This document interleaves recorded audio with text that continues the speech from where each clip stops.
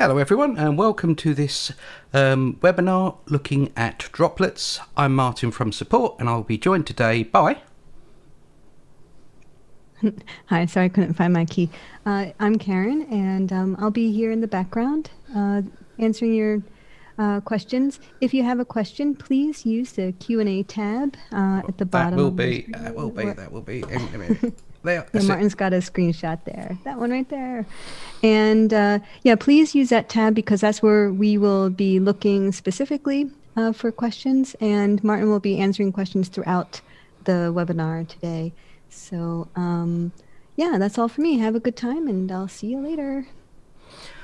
Hi, thank you, Karen. Right, okay, so we're covering today droplets. What is a droplet? Well, basically a droplet is something you can save with Pano 2 VR. It's a little icon on desktop, drag and drop something on there and it performs a task. So it's great for batch processing certain things. Right, so how do we get to this and what is a droplet? Right, well, first and foremost, what I want to do is close Pano 2 VR and open it again and get to the welcome screen. Because I want to deselect this because I'm going to be closing and opening Pano 2 VR quite often. I don't really want the welcome screen to be showing every time, so I'm going to deselect that and press close. If you do this and you then want the welcome screen back again, because obviously it contains useful things like links to documentation, videos and recently opened projects, you can always go back to Pano 2 VR preferences on the Mac, file settings on the PC, and under the general tab you've got the welcome screen show on startup, so you can reselect it there if you want it back. Okay, so that's the Pano 2 VR opened, and what I'm going to do initially is I'm going to create a batch droplet to convert equirectangular, spherical images into TIFF versions, because as you may or may not know, when we save to a TIFF, we save to a pyramid TIFF, which basically means they open almost instantly in Pano 2 VR. So if you've got a massive project with lots of input images, especially if they're large, when you open Pano 2 VR, you'll see that they remap and add all the images to Pano 2 VR. If you've converted them all to TIFF, our tiled TIFF or pyramid TIFF, you drop them in and the project will open really, really quickly. So how do we do that? Right, well, we're going to start off then. We've opened Pano 2 VR up. This is a new instance of it. And I'm going to add a transformation output. And under this, I'm going to, let's just pull this over. And I will also put that back to being small. Right, okay. So I'm going to pull this over and we can see the input, or rather the type of image we'll be generating. So I'm going to select equirectangular. I'm going to leave its size to auto because what this does is it looks at the input image size and then uses that for its sizing. All right, so it will output the same size as the input image. I will leave the view to default view, and here is like a preview of it. What you can do, the preview can be a little bit small. You can right button click and change its size. If you really want to get and have a look at it, you can detach it and right button click and get it to stay on top as well. So this is quite good if you're have a panorama in there and you're say making a little planet, you can do all this. So let's just reattach that. I'll make that back to medium. So that gives you a few things you can do with the preview image with this. What I'm going to do is set this to TIFF. As I said, we want to convert our input, our panoramas to TIFF. And probably the most important thing is the output. The output, it's going to say Pano. So output pano.tiff. So this really needs to change, because if I don't change this, when I drop individual panoramas onto this, it will overwrite each one with pano.tiff and we'll end up with only one panorama in the folder. So I'm going to right button click, go to edit, and I'm going to change the output file path to $, open bracket, N, close bracket. Now this is one of our placeholders. If you want to know what a placeholder is, if I go to our website, let's go to documentation Pano 2 VR, whiz down to the bottom for references. You can see that we've got a list of placeholders. Placeholders allow you to fetch information from elsewhere. So as far as we're looking here, let's have a look. File names, file path. So $N is the input image name. So here, every time we generate an image or generate a new equirectangular image, it will be using the input file name. So I can have multiple panoramas dropped onto this, and we're not going to overwrite each other. Okay, so that's what this $n is all about. Okay, so that's basically my setup. Now what I'm going to do is go to File, Save as Droplet. Now we have some options here which I'm not going to use because this is a fairly simple task. I don't need to save values in a project file, so yeah, and I don't need to bring it to foreground, and it's not a virtual tour. So I'm just going to create this, and we're just going to I'm going to call this let's call it remap. There we go. Oh, actually no, what I want, I will convert underscore droplet, so I know that's going to be converting to TIFF. All right, then I can close this project file and don't save it. So now we got my little droplet. So let's open up a project. I've got a panorama, and I can drag and drop a TIFF onto it. Now I'm converting one TIFF to another TIFF, so why am I doing that? Well, as I said before, because of the tiled TIFF element. But also, if I drag and drop the JPEG onto it, it does a little bit more processing, but again, it's created a TIFF of that as well. Now that's one image at a time. What I can also do, as I said before, because we're now using the input file name, I can actually just drag the folder full of panoramas onto there and let Pano2VR batch process, and then it's going to create an output folder full of all the input images that I want. So I've now created a TIFF version, tiled TIFF version of all my input images. So if I was now to open these up in Pano2VR, you'll see that everything just opens really, really quickly because they're tiled TIFFs. Boom, they're all added. There was no loading process going on at all. So that's one way of using a droplet, is to convert. So once you've stitched all your images, you've edited them in Photoshop, you've done all what you want to do, you want to start building a tour, especially if you've got really large input images and lots of them. This is an ideal little droplet to convert everything to tiled TIFF and before you start, because as you revisit the project, it will open very, very quickly. Okay, so that's that one. Right, so that's a droplet for converting equirectangulars. Now, in the past, some people say to me, right, well, I can convert images to cube faces. We actually have our patch tool where you can extract regions from a panorama and edit it and put it back. But if you've got something, I don't know, or if you're a person that prefers to work with cube faces, well, we can create a droplet for that. So again, let's do the same thing. Let's open up Pano2VR. I'm going to add another transformation output, but this time round, we're not going to use equirectangular, we're going to use cube faces. There we go. Again, I'm going to leave it as auto. I'm going to use the default view, and there's the pattern it's going to create. And again, I'm going to use TIFF. All right. And I'm going to again do the same thing. I'm going to edit this, and we are going to put in $ open bracket n close bracket. All right. So we're going to do that. I can again go to Pano2VR, or rather, sorry, File, Save as Droplet, and I won't bother adding any of these options yet. Well, we will talk about these in more detail as and when we get to use them, but I'm just going to create the droplet, and I will call this one remap, because I'm remapping it to cubes.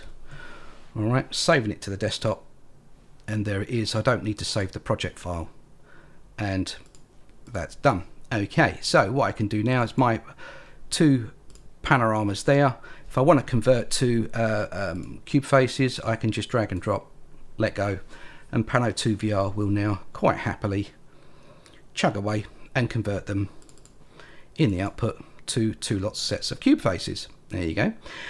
You can even, if you wish to, I mean, that's obviously putting all the cube faces into the output in one go.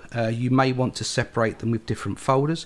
You can do that, The way you can do that is if you just double click the droplet, it opens just like Pano2VR. If you double click it, it will open Pano2VR, and we can say edit the file name. So again, what I'm going to do is edit this, and what I'm actually going to do is type in another dollar open and close bracket with an N in the middle, and put another / in there. So basically what I'm going to do is I'm going to create a separate directory using the input image's name. So I've got the output folder, a directory now with the input image name, and then the actual input image file name there. So let's we can go file save, or you can use your keyboard shortcut, close that.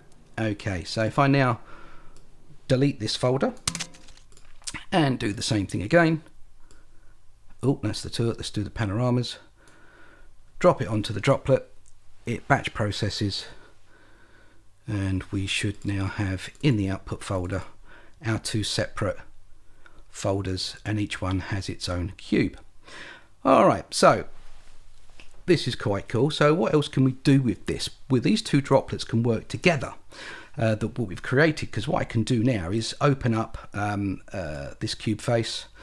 I'm just going to do something really basic with it by just, I don't know, add a star. Here we go, add a star to the front door, close it. So that's adding a star to that cube face.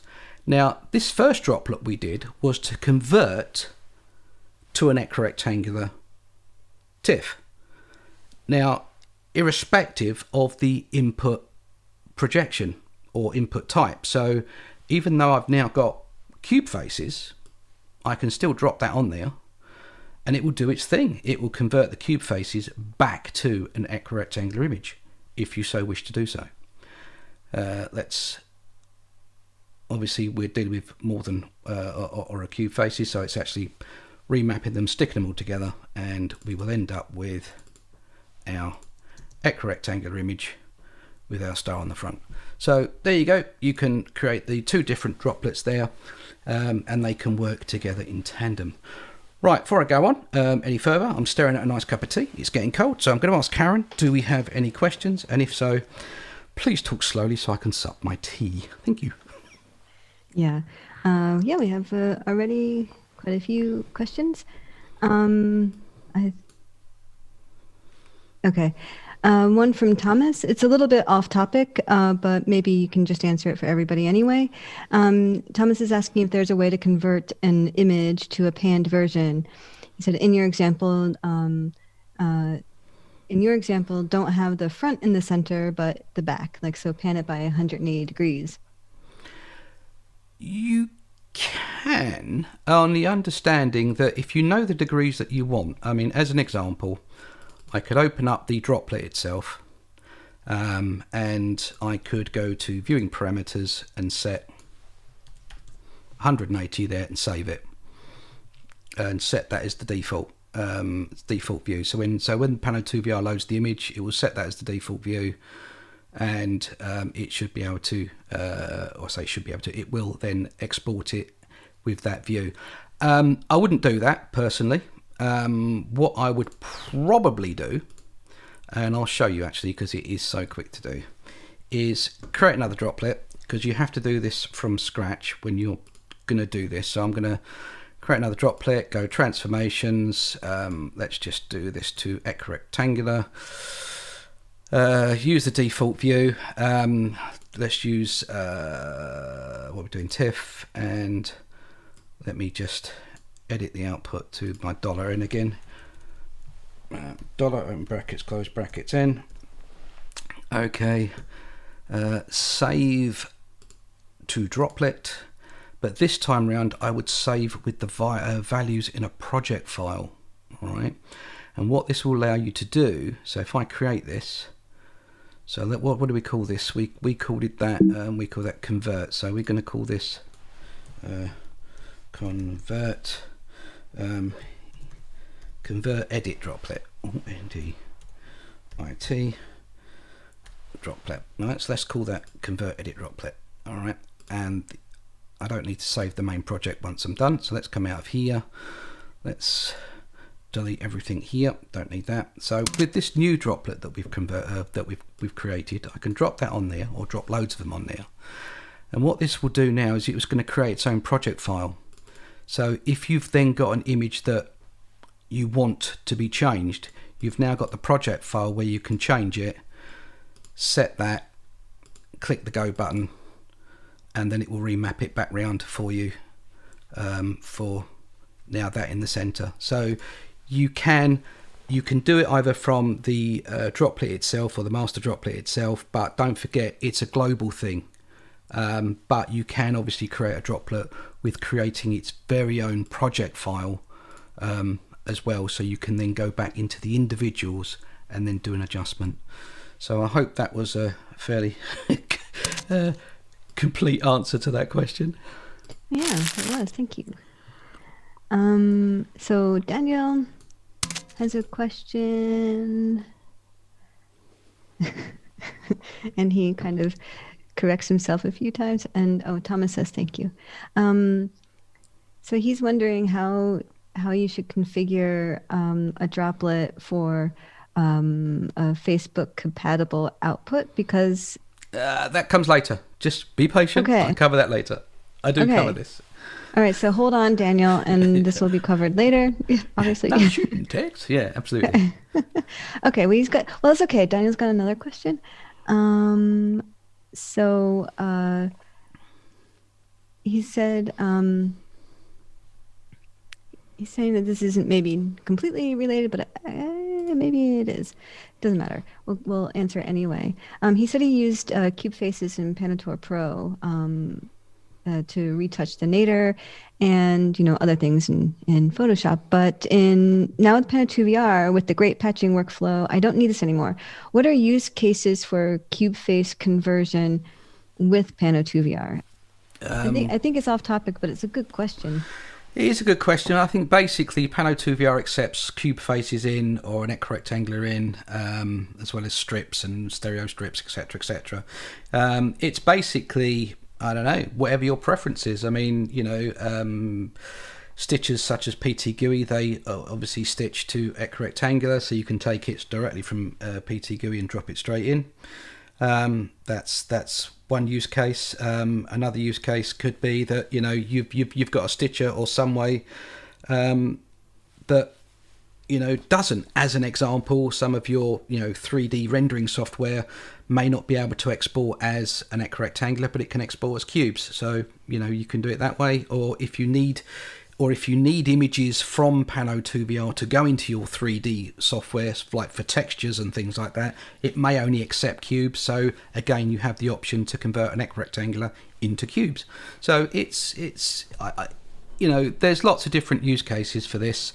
The thing is, whatever you're doing, we've got you covered, which I think is the most important thing. So I would say if you don't play with 3D rendering, then why would you want to convert to cube faces if you've got the patch tool? But then it could be that a cube face, I mean, as an example, when we're doing something like Street View, and you want to blur out a few faces, it could be that if you extract it to cubes and drop it into Photoshop, the cube, you can blur out an awful lot of faces very, very quickly with the fudge tool or whatever. So yeah, I suppose you can adapt it to your own workflow. So yeah, we've just got you covered no matter how you work, I think is the best answer for that. And that is the last question for now. Awesome. Right. Okay. So T is down and I shall kick off again. Right. Okay. So what we actually got to creating a cube face, converting a normal equirectangular into a tiled equirectangular for speeding up processing. And we converted to cube faces and we've converted back, and you can see how easy it was to create the droplets. Right. Okay. The next droplet I want to do is one that puts in your company logo or something at the bottom automatically. Now, the idea of doing a droplet is that if you're doing work for other people, they may not necessarily want to see your logo at the bottom. But again, using a droplet, you can change whichever logo you want to do. So, whichever logo you want to use. So as an example then, if we close this, go back to Panator VR, open up. So this is what I'm going to do. I'm going to say, right, I want a transformation output. Again, it's going to be equirectangular, because that's going to be the finished product. Again, it's going to be the automatic size, so whatever the size is going in is what the size is coming out. Again, I'm going to set that to TIFF, and again, I'm just going to edit its file path. Okay, so let's just do all that. So dollar open close n. Okay, so that's basically the output done. But what I want to do now is select patch, and we're going to look down, and I'm going to double click and add the patch. Now what I'm going to make sure of is, whilst I've got the patch selected, that I've got the pan angle at 0, the tilt is at 90 degrees, so it's straight down. Field of view, it doesn't really matter at this point. Right, so that's my patch, and now what I'm going to do is just open up the file that I want this patch to use. So on my desktop, I actually have a Toybox folder, and I'm going to add this patch image there. All right, so that's it. So now what I can do is just go File, Save as Droplet. I won't bother saving with any project files again. Just create, and we'll just call this logo Droplet. All right, so I'm just going to save that. I can now close this instance of Pano2 VR, open up my project folder. Actually, I'll do both. So the panoramas, just drop them onto there, and basically, I've got to allow that to happen. Hang on 2 seconds, people. I've got to turn off my cursor. That's it, because it won't allow me to do it otherwise. And now I can turn it back on. So applications and cursor pro. Here we go. All right, that's just a permissions things, because it was brand new, and because I'm writing stuff to the desktop. The Mac wanted me to have permissions to do that, so I've now created an output with my 2 panoramas, and if I just open up an instance of Pano2 VR just to test this, drop them in, and when we look down you can see we've automatically added the logo. Alright, if for argument's sake you've got your logo Droplet on your desktop, hang on, let me just not save this, get rid of this and get rid of that, there we go. And you're now going to be building a project for a customer who's got their own logo. You can open up the Droplet. As we said before, droplets aren't set in stone. Some of the settings are, I mean, it's like if I've got, to export with a project file, that's only added at point of creating the Droplet. But if you want to alter the Droplet, you can. So I can click on the patch and change whatever, I can actually change whichever file I want. So I could actually use the Gnome hat. Here we go. So I've got the Gnome hat. I can then do the keyboard shortcut to save it. So I'm Command S or Control S on the PC and Command S on the Mac. Close the Droplet. So the next time I use the Droplet, instead of the circular, let's have a look, sorry, Pano2 VR. So instead of the circular logo, I've now changed it to the little Gnome hat. So you can do and alter these as and when you need to. But basically what we've got here is a Droplet with all of your panoramas. If you want to, I don't know, if you're gonna, you could actually add some more patches in there and watermark your images. So if you want to send a project over to a customer, you could literally grab all your folder full of equirectangular images, drop them on here, and this could automatically watermark them all, so rendering the images null and void for anybody to use was they'll just evaluating a project as an example. Or you can do here adding your logo at the bottom, and as you see you can open it up and change the file that it's using. Okay, so that is that on the logo. Right, the next thing I want to do is build a tour. We can actually have droplets building complete tours. Now there's 2 ways of doing this. We can build a tour with and without links, and I'm going to go through both processes. So what we would do is open up Pano2 VR, and all we would do here is add an HTML5 output, add a skin, I'm just going to add this one, and that's it. I would just go to File, Save as Droplet, This time round, I'm going to save values with the project file because I may want to add changes afterwards, like, you know, starting views and things like that. If I don't do this, it just creates an output folder and I have no control of it. You know, that output folder has been built and I've got no project file to go back into. So it's important that I've selected this. I'm going to click create and we're just going to call this to let's underscore, right, and put it on my desktop. And there it is. Won't save. Right, so if I now go to my tour folder, drag and drop that onto the droplet, Pano2VR will chug away and it will bang out a working tour. So if I go to the project,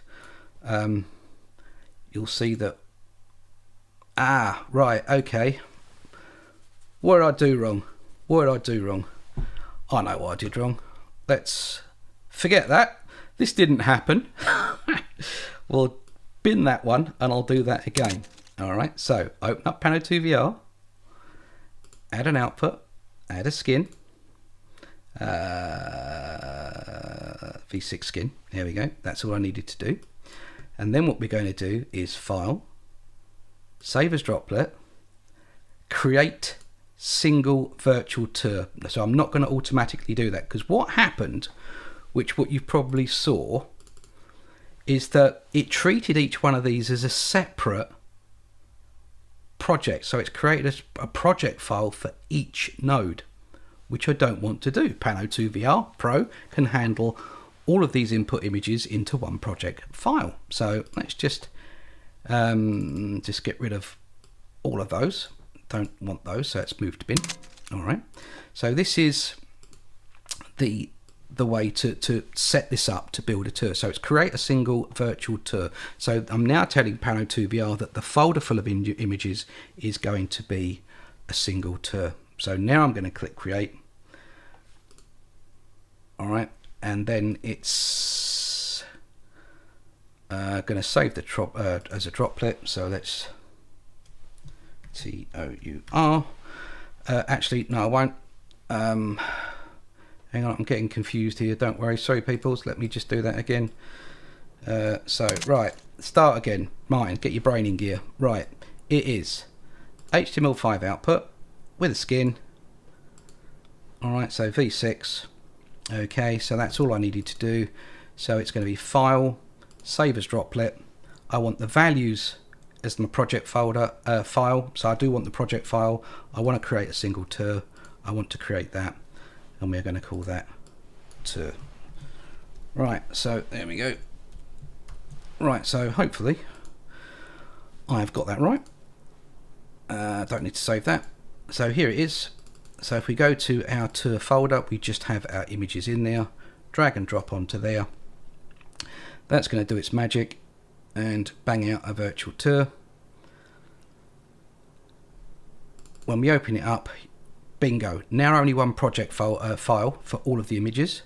The output, when we have a look at the output, you can see that the skin comes in, we've got the thumbnails, we haven't got any links or anything like that. So if I now want to set default views or links, I've now got a project file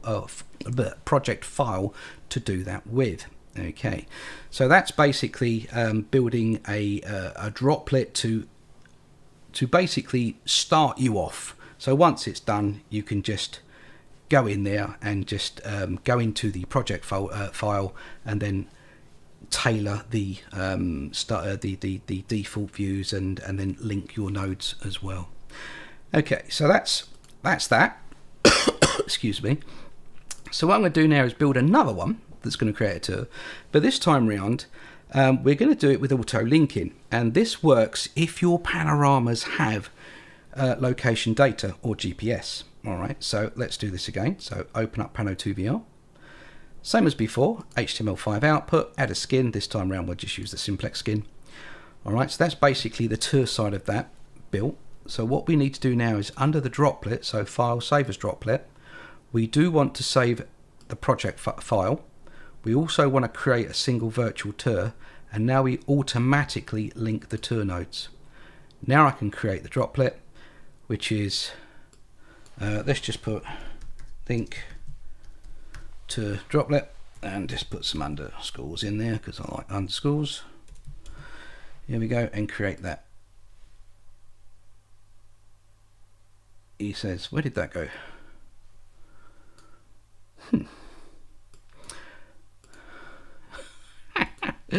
All right, here it is. Right. Okay. So here is the tour. Let's get rid of all of this and delete that. And now I have all my panoramas. They're all geotagged. I can drag and drop them onto the Droplet. Pano 2VR will do its magic. It will batch run the whole thing. And when we open up the tour folder, have a look at the output, what we should see now is hotspots. And this is now because the images have location data, Pano 2VR knows where they are with relation to each other, and it can add the hotspots in. Now this does actually work quite well. What it does is by using a droplet, what it does is it uses closest node, which is probably the way that you link most virtual tours. However, with this park tour, I really want sequential. So because I've actually saved the project file, I can open this up. All right, I can go to the tour tab, link in, remove all links, go to the tour tab, automatic linking sequential, and rebuild. Because it's already built all the images, the rebuild process is very, very quick. And now I've got my nodes going sequentially around the tour as I wanted. All right, so as you can see, all the hard work of building the tour and all of that was done. It was just a case of going in and making a slight alteration. Okay, I'm just going to throw it back to Karen, see if we've got any more questions. We've covered an awful lot in that last segment, so let's see if we've got any. Yeah, we have one from back before the tour building from Daniel. He's asking in regards to the logo insertion, if you have input files with different resolutions, the logo will always be the same because it's always the same image. Will the logo be varying in size in those different outputs? That's a damn good question. It's going to be I would imagine I think it will be the size that you've set it to, because Pano 2VR will bring the image in, and whatever size you've set it to within the bottom of the image, that's going to be its fixed size. So I'm looking at Thomas's feed here. No, Christoph's typing. Okay, so Christoph and Thomas is typing. I'm being spoilt today, but yeah, it's going to be the field of view of the patch. So it's going to be the field of view of the logo. So whatever that you've set that for is what it's going to be. So if you've got a really tiny input image, then the patch image is going to be quite big. So it's not looking at the different sizes. It's whatever it's whatever you've added the patch size to be, it'll do. So if you've got a little logo that's going in the bottom, 9 times out of 10 I would say that would be okay. But then it's one of these things that I personally I create everything using PT GUI, and I normally create everything from 10k upwards, so that would work for me. But if you're using theta images and just doing whatnot, Thomas has actually just come in and said just make the patch very high res and you should be fine. So I'm going to take that as a win. So if you make the patch really high res, you should be fine. So with that said, I imagine what's going on is that on the larger images, if you've got a very high res patch, then on the larger images like your 20-30k wide images, then it's going to be a good resolution, and on the smaller images, well, it'll still be a good resolution. I don't know, but yeah, Thomas is just saying making it high res and it should be fine. It's actually quite a good question, actually. To be hand on heart, I've never really played with it. I mean, I've if I've set something up, I've set it up for a particular set of images. If I'm dealing with if I'm dealing with a theta tour, I set it up for a theta tour, and it's fine. I mean, but that's the thing you see with this with the droplet. I mean, if you find that the patch is too big or too small, you can open up the droplet and resize it, and then just carry on batching the rest of them. I mean, so yeah, I think it becomes an issue if you've got like gigapixel and then a little theta image thrown in. Then I think you're going to see an issue. But other than that, I think you should be fine. Thomas is on the teletype again, so give me 2 seconds for him to type. Oh no, he stopped. Oh no, because of the field of view. Okay, so yeah, the patch will. All right, so according to Thomas, as I say, I've not done this, so I'm blabbering or blurting, but Thomas is saying because of the field of view, it should be the correct size in every image, but depending on the resolution. So it's going to always be the same size, but it's obviously, if you've got it in a high-res image, then obviously you want a high-res patch. I think that should answer everything. I've just covered everything there, so I hope that's answered that question. Please. Yeah, I think it has. I think it's clear. Cool. No matter what your size of the patch is, the image will fit always within that size. And so the field of view, how big this, your square is there when you add a patch, it'll always fit in there.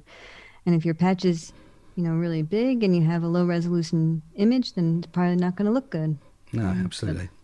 So yeah, as what Thomas says, just make sure it's a really high res patch and you should be fine. Mm-hmm. I just have a comment. Keep that window there. When you did the accident of creating the output without selecting create a single tour, and you ended up with all of those project files, it just reminded me of a feature that maybe people don't realize that we have. If that happens to you and you have all these project files, you can right-click in the Tor browser and combine. Like you can just open up one project and then you can combine all those other projects together in the Tor browser. If you right-click in the Tor browser. Yeah, no, absolutely. You can right-button click and you can add a project. There you go. Yeah. So, off topic, but it was just something I remembered. If we get the question a lot, how can I merge projects? And absolutely. Yeah. So basically, when you add a project file to it, it's all the user data, it's the image, it's the hotspots, it's all of that information. You can then pull it into the single project, as Karen has pointed out. So, yeah, you can do it that way. Alrighty. That's it for the questions. That's it, is it? Right, okay. I want to get back to then, this is the last one then, and this was the question we had about social media and creating a droplet to create your social media preview images. Right, so what I could do, as an example, right, I'm going to open up my linked tour, and I'm going to set under the HTML tab. Now, I'm probably going to watch Thomas cringe at this point because he doesn't like me doing this, but hey, I'm talking, you're not, so I'm in charge. So I'm going to go to the GGT or the template, and I'm going to create external files for embedding. All right, and I'm going to set this to 1200 by 630, which is the preview image size, the recommended preview image size for Facebook. Okay, all right.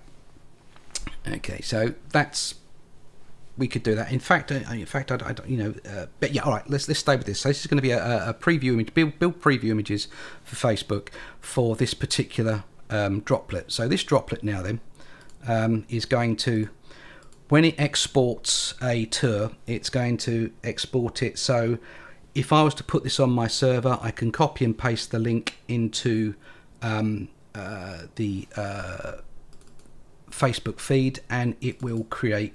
Let me just get rid of that. It will create the thumb preview. So let's just see that in operation and see what files that's actually created. All right, so let's just do that. He says, only takes a few seconds. And here we have in the output, we've now got our preview image for Facebook, and we've got an extra little file there as well. All right, so if I was to upload this to a server, the URL put it into my Facebook feed, we will get this preview image in the Facebook feed. All right, not guaranteed by the way that we do it and the way that Facebook works, but at the moment it's all working lovely. Right, so what I could do now, knowing this, I can create a droplet that can create alternative views if I want to. So if I open up Panel 2 VR, again, I'm going to use the transformations. And as we all know, I can add a rectilinear and we can set the size. So it could be 1200 by, what is it, 630? No, 630, yes, 630 pixels. Needs to be a JPEG. So there we go. And it really needs to have the name. Let's edit that to preview. All right, so preview. What I'm also going to do here is add another, I'm just going to call that, so FB, so Facebook N, so Facebook normal. All right, so that's what that's going to be. So this will actually crank out, if I crank out, sorry, bit of slang there. If I create a droplet with this now, so we'll go File, Save as Droplet. Won't bother saving any of this, or will I? Yes, I will. I will save a project file for this as well. And we're going to call this preview underscore droplet. We haven't got one of those, have we? No. Right, okay. So that's a droplet there to create a preview image. So if I go to my tour, I can select the first node, drop it onto there. And what it should have done now is Facebook normal. I've created my preview image that I can copy and paste. It's the same as this one. All right, so what was the point of doing that? Well, there wasn't, it was just showing you the process. But what I can do now is say, right, okay, what we can also do is if we open up this droplet, I'm going to add another output, transformations. All right, this is going to be I'm going to use stereo. All right, this time around it's going to be the same size, 1200 by 630. Okay, and because it's stereo, I'm not going to use the default view. I want to tilt down by minus 90 degrees, and the field of view probably about, I don't know, 300. So that gives us our little stereographic image there. All right, so again, I'm going to change the output file type to JPEG, and I'm going to edit this. And again, what I'm going to call the directory here is going to be Facebook L for Little Planet / and then again call that preview. Click OK, and I'm just going to save that. All right, so, and we can close that. Okay, so with that one droplet now, when I drag and drop onto here, okay, it's going to do its magic. Boom, it's done that. I've now got Facebook normal and now Facebook Little Planet. So it could be that I can copy this, paste in, and I've now automatically changed the view that I'm going to use for my Facebook post. All right, so just using this droplet, I can create alternative views for Facebook. All right, now what we could also do, which is another favorite, is I'm going to add another output.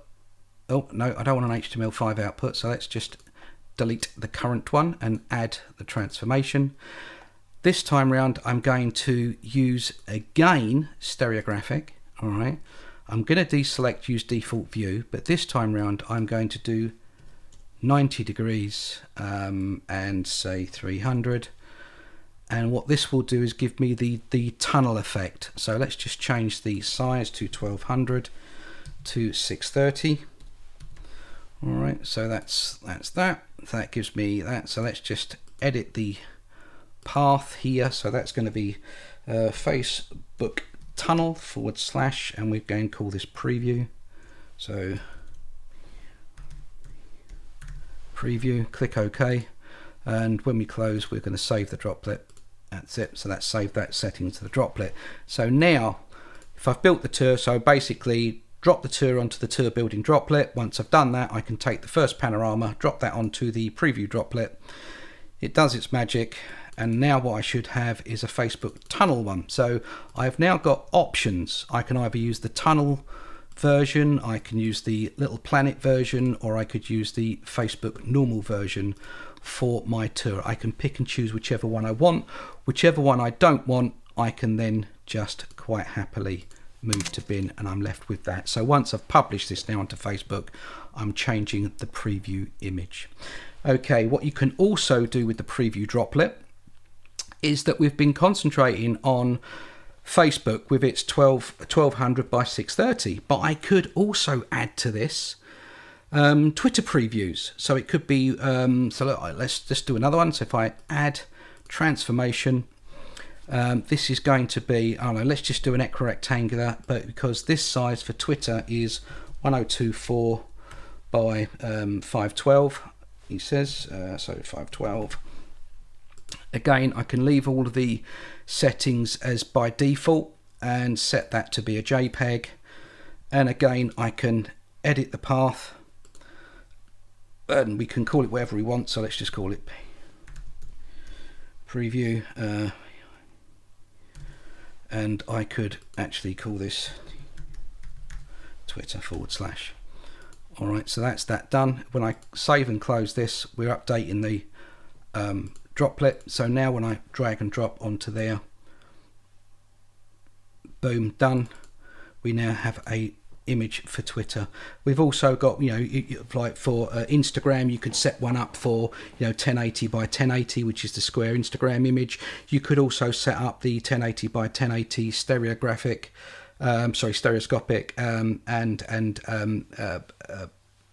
stereographic image and invert that and create a little planet.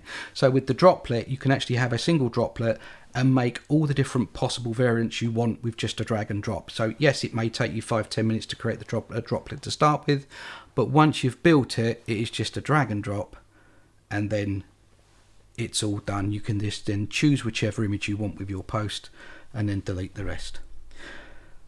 Okay, I think I'm done with that. Any questions? Yeah, there's quite a few. I'm going to start with Daniel. He's later in the queue, only because he asked earlier about this. And he wasn't asking about previews. He's asking about putting, the entire image, as a post, an image post, Mm-hmm. So,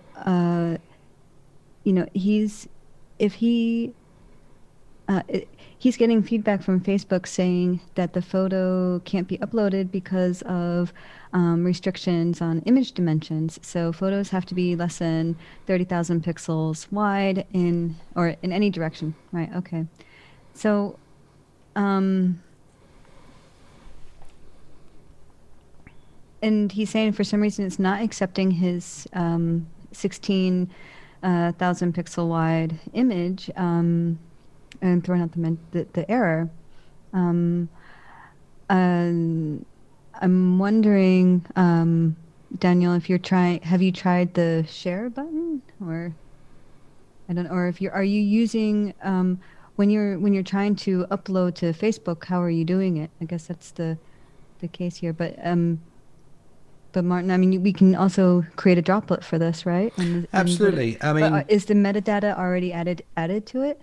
We actually inject all of our outputs with the correct metadata for 360 images. The droplet will do that as well. But with the droplet, is if you know the exact image dimensions you need for Facebook, you could actually create a droplet. So let's just open up the convert one we did earlier, which was using the auto size. And just so everyone knows, if you click the share button in the top right hand corner, this will give you an image.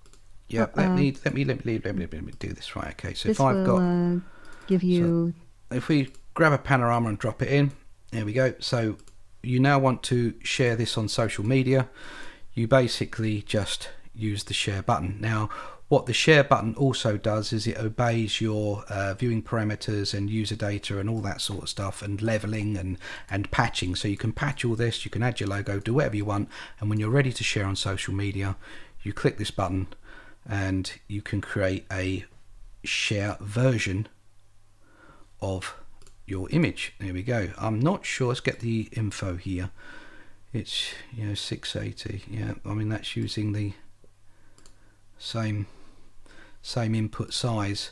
If you're finding that the images are too big, then you could actually, in a droplet, when you're converting to rectangular, you can actually type in the size. Now, as I say, in this original droplet, we left it to auto because I don't want to affect the size. I want the size on the output to be the same as the input panorama. But as I say, if we go back into this droplet, so we did as we did before, so we add transformation, rectangular, but where you've got auto, I could have actually now stick in, a size. So we could do 8K, and it automatically, because it's an rectangular, so it's a divide by 2, so it's 8 by 4.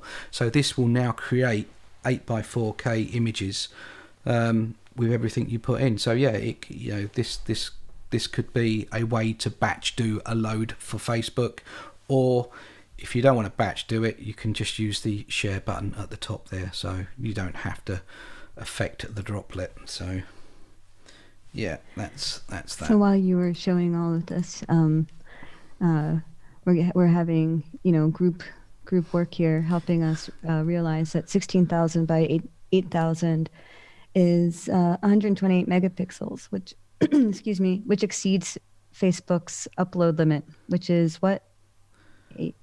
80. So that's the reason. Yeah. But I think, but what you were showing, I think, was useful. I mean, this is it. I think, once you know the size, as I say, you can either create a droplet to convert it. Sorry, I just moved away from the mic there. But you can use a droplet to convert to your Facebook size, or you just use the share button. But the share button, I'm not sure if that actually uses the input image size. Thomas, do you know if that uses the input image size for the share button, or do we resize for social media? I don't know off the top of my head. Yeah, I don't know either. No. Oh, hang on. Thomas is on the teletype. I'm expecting a dunno. We don't resize, so no, we don't. So yeah, if resizing is an issue, then perhaps that's maybe something that we need to look at, or just use the droplet. Yet, all right, we don't do it yet. Okay, I can talk faster than you can type, obviously. All right, okay. We're not done with. No, to say. Well, I haven't got anything else to say. Okay. I'm sort of done, but just saying, let's more questions, please. Yes, there's a few more. So Jonas is asking if there's any way to get custom input from hotspots, but except for the title and description and all that, things that you would normally use. So he says so that he can use it as an input for a field in the skin. So like with placeholders, $, HS and $, HD. Lost. What? So Okay. basically you're trying to, so using transformations, you're trying to create images that you're going to use for custom hotspots. Is that right? Have I got this right? Oh, I'm sorry, I just went straight over my head. I think straight from, so if you, can you build a tour with, sorry, with using placeholders in a hotspot, in a point hotspot? I'm sorry, I'm lost. I have no idea what you're talking about. Okay. So if I was, hang on, so if I was to build a tour, so let's open up Pano 2 VR, build a tour, right? So there's all the input images in there. Let's go tour. Am I going to link these or not? I mean, I don't know what the question is. Sorry, I really don't. So if you were to add a point hotspot, can you add a point hotspot? Right. Just add one. Yep. Yeah. And is, or, Jonas, if I'm wrong, you can just, step in here if I'm reading your question wrong. So I think the question here is if you can not use the title and the description, but instead have some kind of custom input. So you're making your hotspots. Maybe it's a info hotspot, let's say, and but you know that all your info hotspots are talking about the same general thing, I guess, and like you're going to have the same image and everything. You have the same skin. Can you use that? Right. I would actually say this is completely off scope and off topic, because basically with the Droplet, when you put in a load of images and you're asking it to build a tour, all the hotspots it's adding are for the tour. So they are node hotspots for the tour. All right. This is why I say, if you're going to build a tour, save it with the project file, because once it's done, then you can go in and add your hotspots for your pop-up info boxes or pop-up information or images or whatever, pop-up videos. But using a Droplet, you can't edit any of this. This is, I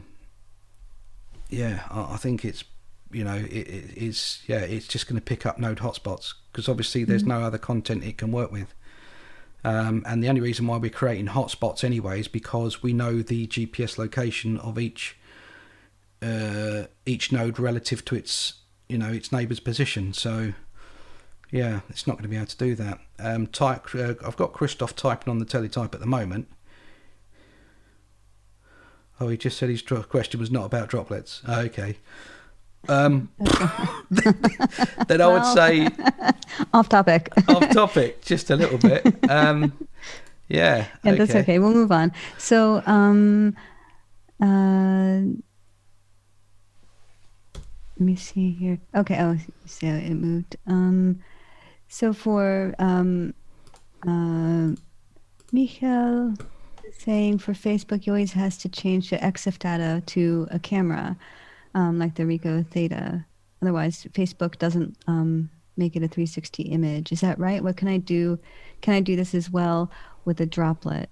Yes. Like we said before, with the share button, you'll get all the metadata that's needed. And can you do this with the Droplet? Yeah, the Droplet. Any output that we do has all the correct metadata. I mean, Thomas can correct me if I'm wrong, but I know that all of our outputs, so all the panoramas, everything will report as have all the correct injected metadata to work. Thomas is, he's put a thumbs up, so I'm right in what I'm saying. So yes, you can create a Droplet, and the Droplet will inject all the correct metadata in all the images it creates. So job done. Okay, I just noticed that Christoph said that there's going to be custom properties for hotspots and user data later in a new version. Okay. Right now. Yeah. Okay. So what do we got here? Karsten says, sorry, he's a little late to the webinar, but he's wondering. Tusk. Yeah.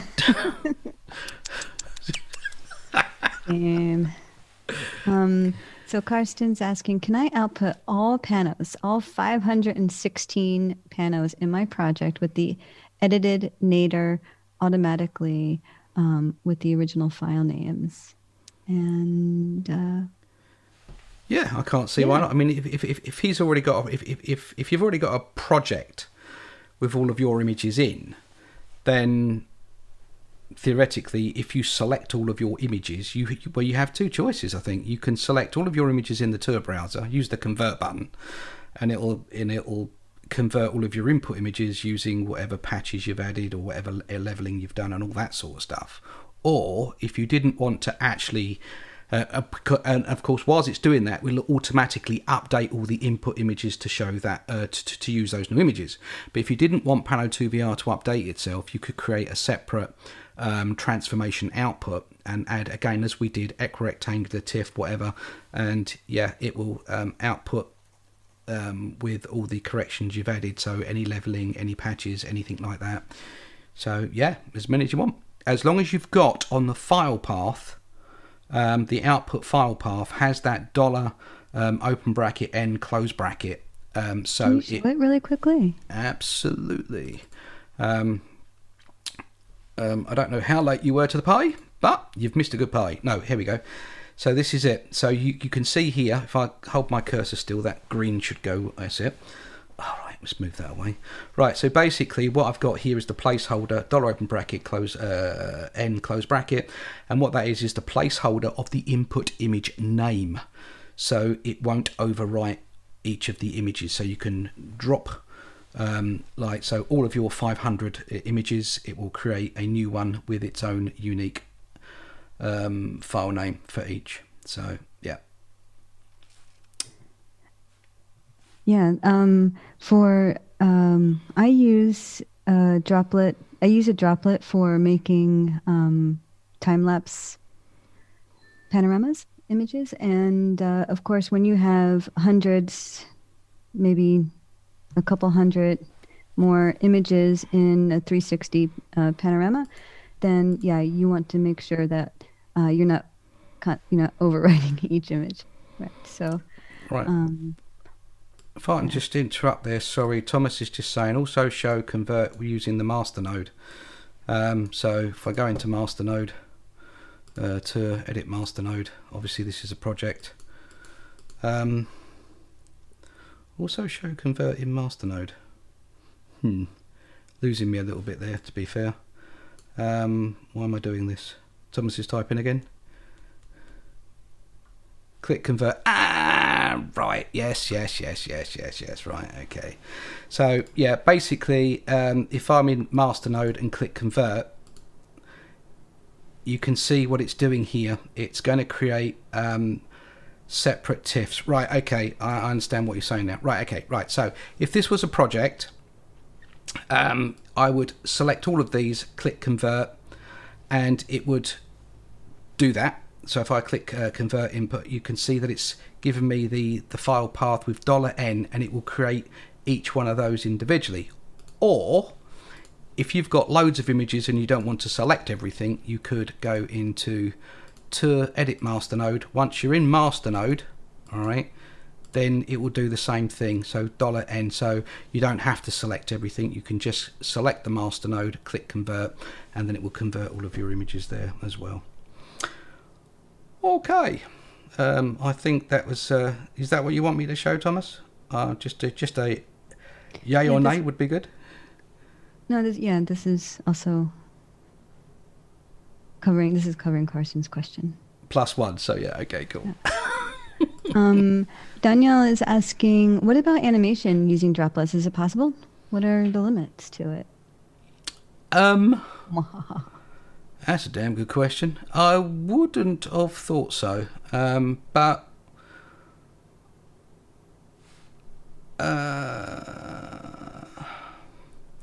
it works apparently.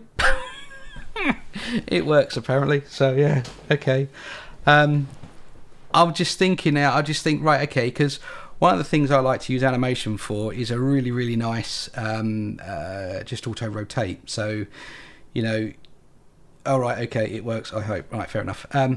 Perhaps I shouldn't be reading out everything Thomas is typing, because that's probably not a good idea. But no, the thing I use animation for a lot is for nice auto rotates, because you can ease out, starts to spin round, eases back in so it slows down, stops, and then you can get it to change to the next node. So you do a complete 360 and go to the next node. There's actually nothing stopping you creating a timeline. He says, creating a timeline and just to do that. So from 0 to 360, and then creating that as a droplet. And I'm assuming that would work. I mean, should we have a go? I mean, I haven't broke Pano 2 VR for at least through a few hours. So let's see if I can break it, shall we? So let's do this. Do it. I can just imagine two developers cringing at the moment.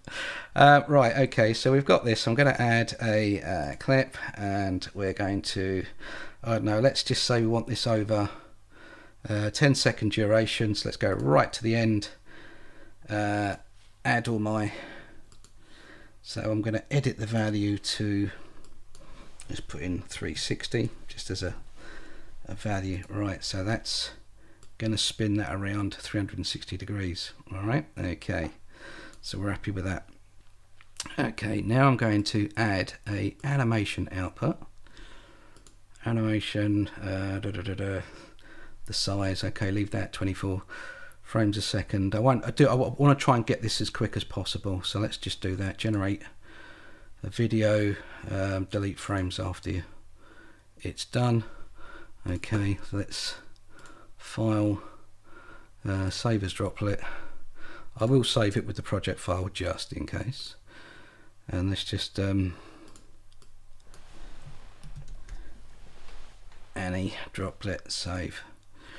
Right, okay, moment of truth, eh? So let's go in here and let's just drop that on there and see what it does. Ah, right, I think I know what that is. I know what that is already. Okay, so let's, yeah, we've put in a / what I didn't do is save. So if I take out that /, you actually get that error 74 if you've given it a duff path, or an incorrect path, and it can't save. So let's try that then. Ooh, so it's doing all the frames, so it's going to do 240 frames to this. I didn't do a huge animation, so let's just see what it does. This will probably take a while. No, not really. It's it's 241 frames. It's at nearly 100. Well, it's over 100 already, so it's as much time as it is for me to take another slurp of my juice. Yeah, I was just saying we could answer another question. All right, well, we could. But looks like we're already there. Everyone can wait, right? We can. Yeah, let's see what it does. Ooh, it's creating the video. So in the output then, we have... Very cool. There we go. So that's our single rotation, and I did only do 24 frames, and it was the very rough, so it was very quick to build. Obviously you'd add more frames, but there you go. Yeah, you can have lots and lots of little videos. There Daniel said earlier, if this works, I'm a happy camper, had no idea you could create a clip without an image selected. So he says very nice, thank you. Awesome. Yeah, that's cool. Yeah. Is there a way to build a droplet that starts several automations? So for example, you have a preview image for Facebook, one for Instagram, one for his webpage. Absolutely. Yeah. That's another good feature that's maybe what people might not know. You can have multiple outputs. Absolutely. As we did with our preview droplet, as you can, let's open that back up, you see we had all of these outputs, but we just had all these transformation outputs. But I can also have an HTML5 tour, using a skin and add all of this into one droplet. So if I was to drop, now the only reason why I separated these, because this is probably not a good idea, and I'll tell you why, is if I made this into a tour and it was a linked tour, that when I drop this in here, what it will do is it will make preview images for all of the input images as well. So you'll end up with lots of, so you could have like a little planet and then a little, and then the tunnel and then the normal view of each of your images, but you probably wouldn't want to do that.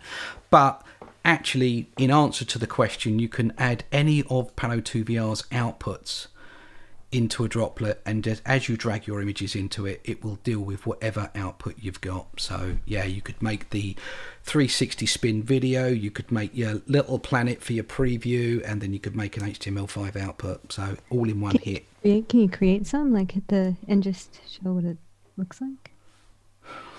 You just going off you fast. No, you don't have to stop it. You can. I mean, you don't have to save the thing. When you press the green button, and you just add animation, just add it. Or, yeah. Oh, sorry. No. Well, I did that with the HTML5 output. Oh, sorry. Yeah. Sorry. Yeah. Sorry. No worries. I'm like, what? My bad. I thought you were asking me to start one from fresh, but no. I'm sorry. No, I can do whatever you want. But so now we've got an animation, HTML5 output, and different preview images. So you could have that in one droplet, and it would just work. It just starts at the top, works through. All right. So we have Daniel's asking again. Do you have a good hint where to place droplets on macOS. If your desktop is covered with windows all the time, can they be placed in the dock or in the third-party tools pane that can be docked to a screen edge or something? And I've seen Martin have them in folders, right? Yeah, I mean, on the Mac, this was something that I spoke about with Thomas, because basically Windows and Macs deal with droplets. They are separate, and I swore that I would never go into it in any detail because my knowledge of it isn't that great with Windows. But on a Mac, they are seen as separate applications, so you could actually physically move that anywhere you like. You could put it in the apps folder, you could put it on the dock, or as I did, I had it in its own folder. So, I have my, on my desktop, I have my toy box full of odd files, and I could actually have the Droplet in here. So, so whatever project I'm building, I could open up my toy box and just drop whatever I wanted to onto the Droplet. And of course, what the Droplet does is always puts the files into the parent folder, so it will always put it into the source folder for the images. So it doesn't matter where the Droplet is, the outputs will always be at the source. So yeah, you can do that. On Windows it is different. As I say, I don't know enough about Windows to actually comment in any great detail. All I know is that you could probably break it on Windows. I'm not sure, but definitely on the Mac they're basically classed as separate apps. I've got incoming. No, I haven't. Do I have incoming? Yes, I've got incoming. You can also make absolute paths for output folders. All right, you can do that as well. You can make absolute paths for output folders. You actually saw me go into the output folder several times. So let's do another one. So we could go in here, transformations, and we could put an absolute path in here. So I'm assuming that I can't do that because of this cursor, but basically I could stick it wherever I want to it and make an absolute path for it, and I can't do this. Let's turn the cursor off again. Cursor, where are you? Right, quit. Right, so don't allow, or allow, yeah, absolutely. Right, so yeah, I can do all of that. Right, okay. So you could also, as Thomas is just putting here, you could actually have them so the absolute path could end up in Dropbox. So whatever you do, you could do that directly onto the web server, so it can be broadcast all over your network. Yeah, you can actually, as I say, the file paths here, you can do what you want with. So or network drive as well. Yeah, so whatever. Daniel was more asking about like practical solutions, so much more, where's the best place to have them so that they're accessible. Well, for me, I put them on the desktop. If I'm going to be a heavy user and want droplets because of batch work. But you have a very neat desktop. What if you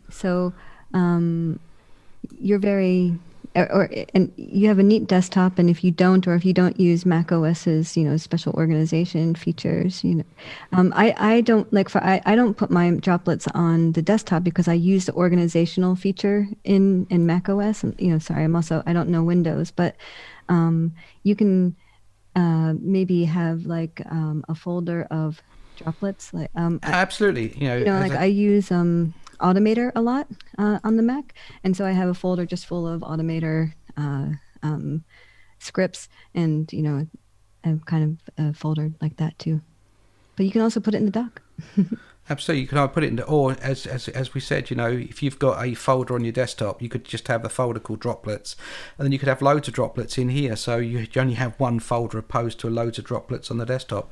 I think that will also work on Windows as well, but I've not tried it. As long as it's not too deep within file paths, I think droplets can be moved. I'm not sure. You'd have to play with that to find out. I've got Thomas type in now, so they can. Yeah, so you can move the. Because it's just an icon, isn't it? Yeah, so you can move the icon into a folder, and you can have a folder full of icons for droplets. So that would probably be the best thing to do, is to have a folder called Droplets, and then all of your droplets in that. So you just have one thing on your desktop. So that should work on both Mac and Windows. So yeah. Okay. Daniel says thank you. So I think we finally answered his question. Awesome. and that is the last question. So. Alrighty. Well, Well, thank you everybody for this one. I was actually thinking, droplets, this is only going to take 5 minutes. This will be an easy one. Right. Right, okay. Thought wrong then, didn't I? Okay. Right. I hope everyone learnt something. I certainly have found some things I didn't know before. It's good to know that we can use a droplet with animations. That's quite good.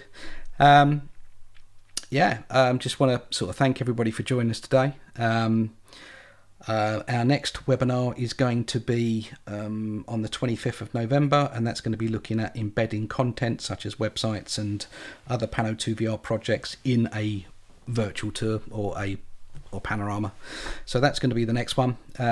From me, thank you very much for joining us. As always, you're love to make sure that all our customers are are happy with our product, and you show that by joining us today. So thank you very much appreciated, and I'm sure I'm saying that for the whole team. Karen, over to you. Yeah, I'd like to say thank you too. And Danielle just has one last comment, and that is, what? We're challenging you? That's good. Usually it's the other way around. Well, it's these things, I would never have thought to use a droplet in creating an animation. It's just yeah, I haven't thought about that either. Yeah, it's just not on my to-do list, It's just like, okay, why would you do this? But I can see the reason. I mean, if you've got a panorama that you want to show... Custom fly-ins, man. Yeah, custom... Well, absolutely. But I'm just thinking, this is a video for social media. You got... you want to do a video for social media, you can just have a droplet drop on your panorama, boom, done. There's the video, and have a patch on it. Absolutely. To have a title or something.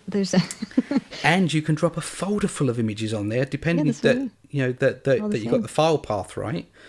It will create all the separate videos for you. So wow, yeah, it then becomes a very, very powerful tool that I think is really missed, I think. Anyway, thank you everybody for joining us today. Have a great day, evening, afternoon, wherever you are, and see you in a few weeks. Okie dokie, right. Bye. Bye.